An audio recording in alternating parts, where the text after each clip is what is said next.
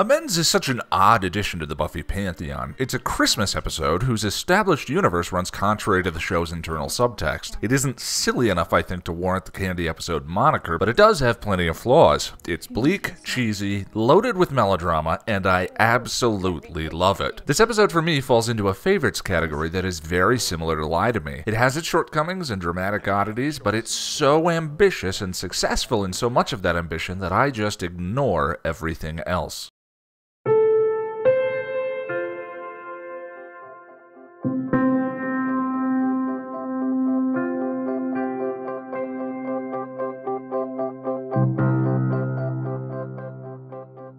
The episode opens with a previously on featuring the infamous adventures of Angelus, which leads into a flashback of some earlier time in his murdering career. Angel is just reliving one of his old kills in a dream. He stumbles out into a street, and we hear via news report that it's supposed to be a very sunny Christmas. He and Buffy run into each other for some awkward would you call what they went through a breakup? Awkward we shouldn't see each other anymore conversation. As they speak, Angel spies the man he killed in his dream over Buffy's shoulder. Buffy tells the gang, and I don't want to bug Giles.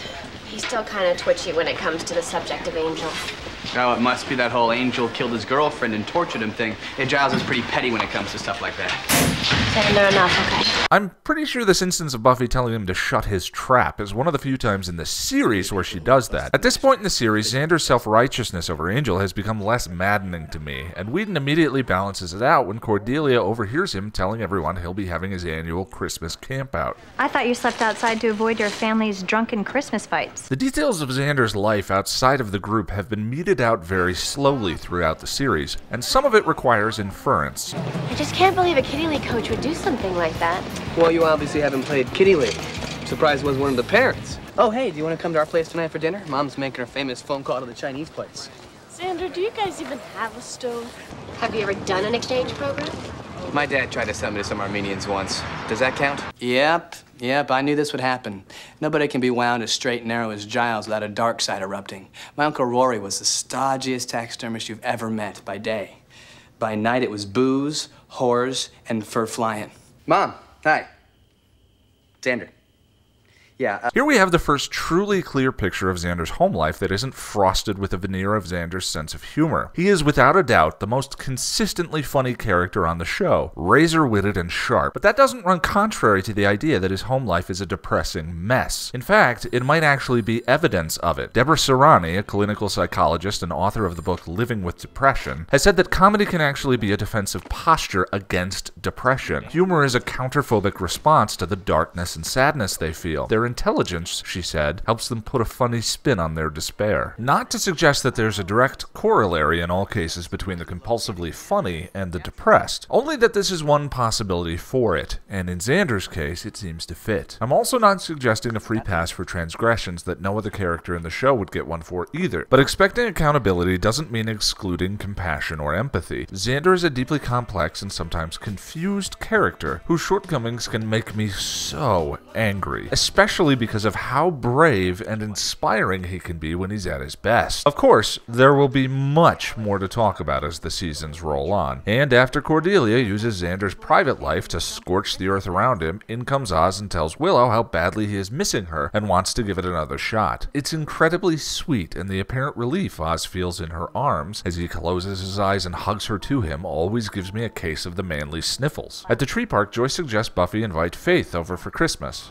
What about Giles? I mean, he doesn't have No, I'm sure he's fine. Buffy notices an odd patch of dead trees and is informed by the owner that for some reason those on that patch keep dying out. And we quick cut to a dream of angels in which he sees facially scarred men underground worshipping something. And this is one of my favorite scenes in the episode. Anthony Stewart Head is such a tremendous actor and can do so much in what he doesn't say. His face falling as he sees Angel at his door is chilling, and instantly invoked for me the scene between the two of them in Becoming Part 2. He arms himself and invites Angel in to hear his request. Jenny's reveal is a haunting one, but allows us to completely disregard what Giles says here. To quote, "The last time you became complacent about your existence, it turned out rather badly." More on that shortly. Back at the mansion, Angel sees himself as Angelus, tormenting and murdering a housemaid. As he goes in for the kill, he looks up and sees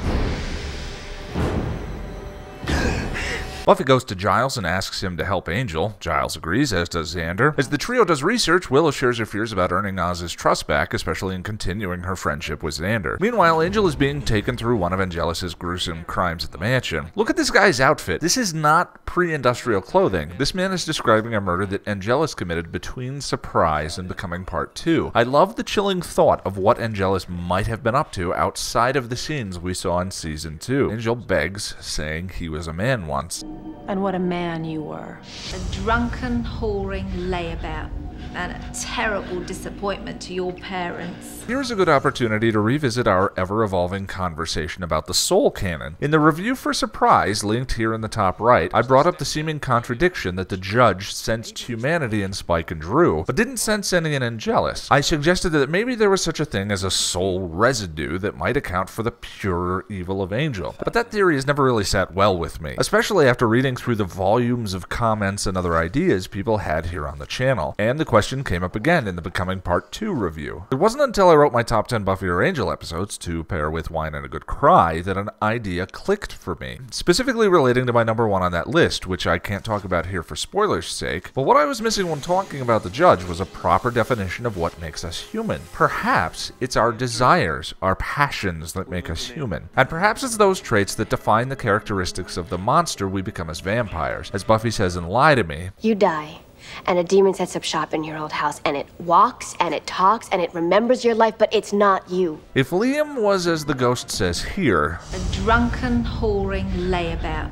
if he was a man without beliefs or passions or desires, no humanity, then there would be very little template for the demon to follow that took him over. Nothing for the judge to burn. No guiding principles other than the demon's pure sadism and a singular desire to destroy the world. A great failure as a man would make a hell of a monster as a vampire. In contrast, we can imagine the man Spike might have been before he was turned. A romantic, a poet. A much more structured template for the demon that took him over. Mind you, that doesn't yet answer the question of whether or not a souled vampire is responsible for the crimes of an unsouled vampire, nor does it explain why Angel and Angelus are treated so distinctly in the canon. The ghost, or whatever, soothes Angel and tells him to go to sleep. Those of you who are reading several seasons ahead notice the ghost can touch him? In the library, Buffy has fallen asleep and into one of Angel's dreams. They kiss, they have sex, there's a scar-faced man in the corner watching, Angel bites her, he awakes, and Ghost Jenny tries to get Angel to go and kill Buffy, and suggests that whatever the ghost is was responsible for bringing Angel back. Giles has discovered that the ghost is really nothing of the kind.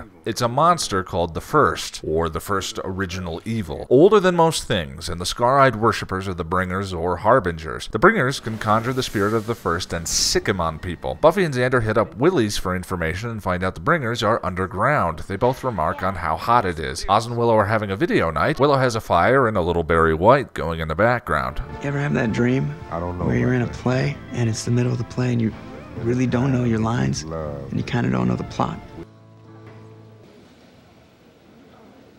My turn. Willow says she's ready to well, you know.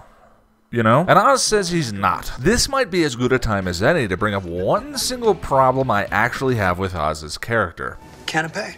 Prefacing, of course, with, I love the guy, but there's an issue. In a show heavily loaded with characters who make mistakes and learn from them, Oz is essentially flawless. His speech to Willow in the van about kissing her was flawless. In Beauty and the Beast, he tried to storm off and make a dramatic gesture, but then very sweetly explained that he was making a dramatic gesture. And last episode, he provided an inhumanly patient and rational explanation to his girlfriend who just cheated on him about how he needed space. The worst you can say about him is he gets a little insecure about his wolfishness. 2-up perspective shot of Buffy with Jenny in the background. Very well done. Angel can't seem to get the First's voice out of his head and runs. At the mansion, the First continues to taunt Angel, suggesting he's weak and too powerless to prevent this. The episode answers the question I brought up in Revelations. Does souled Angel think that he is responsible for the actions of unsouled Angelus? Clearly, the answer is yes, which makes sense, of course, and is not incompatible with Angelus's belief that the answer is no. Dream on, schoolgirl.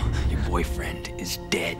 When we talk about Angel's timeline, we're talking about 3 distinct individuals: Liam, Angelus, and Angel. Soulless Angelus is not Liam, merely a monster created from the template of him. But Souled Angel is both Angelus and Liam. As a vampire, Angel can't be free of the demon inside of him, his dark half. Buffy figures out the dead trees from the tree farm earlier indicate the bringers underneath. She drops into an underground cave, beats up the bringers, and ends the spell. The first confronts her and warns her of Angel's impending demise. Buffy runs to the mansion and finds Angel on a cliff overlooking town waiting for the sunrise, ready to kill himself. There is a precedent here for Angel attempting suicide. Don't forget in Season 1, Episode 7, when I suggested he was attempting suicide by cop against Buffy, fighting poorly and freezing at the pivotal moment. Buffy confronts him and tries to get him to relent, but Angel is adamant. It told me to lose my soul in you and become a monster again.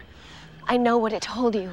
What does it matter? Because I wanted to! According to Angel, the flaw in him is not the monster that wants to kill, but the human that is too weak to resist. In the review for Lie to Me, I brought up the fact that Joss Whedon has stated he is an atheist and an absurdist, and in the Lover's Walk review, I pointed out that Angel was reading Nausea by Jean-Paul Sartre. Sartre was a key figure in the evolution of the philosophy of existentialism, which, in a nutshell, is the belief that the universe outside of us lacks any intrinsic meaning, but that we can create meaning as individuals through personal responsibility and choice. So what then is absurdism? Absurdism shares a common template with existentialism in the belief that there is no intrinsic meaning to life or the universe around us, but also that it is a part of the human condition to constantly seek meaning and purpose regardless. And what can spring from awareness of that spiritual dissonance is a profound melancholy or despair. The man most principally responsible for contemporary absurdism was Albert Camus, who called the disconnect between the meaningless universe and the insatiable human desire to look for meaning the absurd. And Camus' essay, The Myth of Sisyphus, begins, "There is but one truly serious philosophical problem,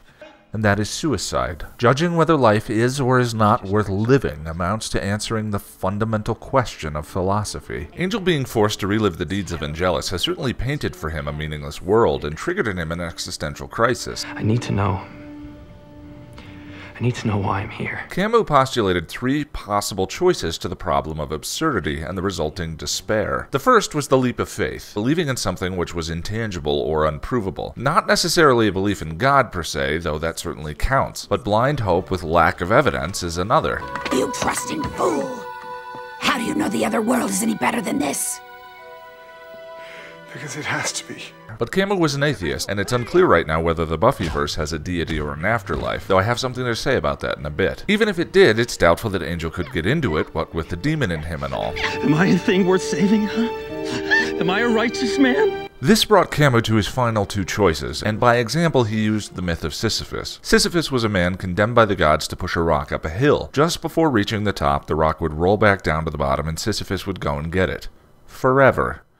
And here, at the top of a hill in Sunnydale, Angel's rock has rolled back down to the bottom, and he has the choice of whether or not to go and get it, or to stand at the top and watch the sunrise. Camus' answer was to embrace the absurdity that arises from being an entity who hungers for meaning in a meaningless universe, and to continue the hunt for it regardless. By embracing things as they are, we free ourselves from the despair over how things are not. In acknowledging the absurdity of seeking meaning by continuing the search regardless, one can be happy, gradually developing one's own meaning from the search alone. So why not suicide? Well, the absurd must be taken on. It's part of the human experience. Suicide eliminates the absurd rather than confronting it, and so it doesn't solve a problem but instead ignores it. In other words, strong is fighting.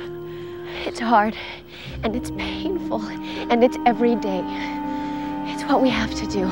Of Sisyphus, Camus wrote, "It is during that return to go and get the rock. It is during that pause that Sisyphus interests me. That is the hour of consciousness. At each of those moments when he leaves the heights and gradually sinks towards the layers of the gods, he is superior to his fate. He is stronger than his rock." So does Angel go and get his rock? Does he decide to continue the fight? Well, for tonight, he is spared having to make the choice, as at the end of a sweltering day in Southern California, it begins to snow. So is this a cheat, the magical or divine intervention that brings the snowstorm and spares Angel's life? Buffy is a show that might seem to have an internal contradiction between its subtext and its fiction. We've spent a lot of time on the channel covering the cold, uncaring nature of the universe, the existential dilemma, and how life without choice is barren of meaning. And the show handles these topics unflinchingly, staunchly favoring the perspective that the power and control over all these things is up to the individual and their ability to choose. The individual here being Buffy. That's the subtext, but it's the subtext to a fictional universe in which there are demons and monsters and dimensions of hell. Now, why in a world like that would there not be a contrary force? If not a deity, then some kind of powers that be or force for good. In this episode, the first says he or she brought Angel back from hell, but that doesn't make a lot of sense, as Giles says in the library that the first doesn't have the ability to affect the real world, unable to do much more than haunt, and even then not without the aid of the bringers. Wouldn't it make more sense that some contrary force for good brought Angel back? Beings that could bring Angel back from a hell dimension might certainly have had the ability to bring in a snowstorm and keep him alive. Is the snow a cheat? I don't think it is. It wasn't our central protagonist that was spared through divine influence, it was Angel. Angel didn't choose, he hasn't understood all this yet, but the snow gives him more time, and the fact that it wasn't Buffy preserves our subtext. The universe of the show is certainly rich with potential for certain outside forces that we haven't gotten to see. Is the snow cheesy?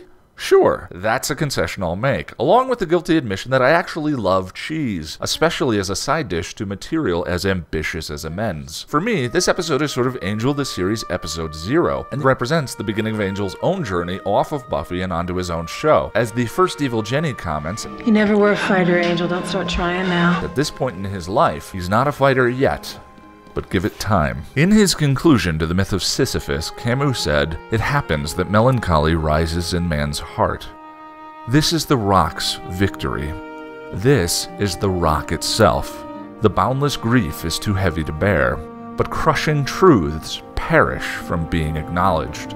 The struggle itself towards the heights is enough to fill the human heart."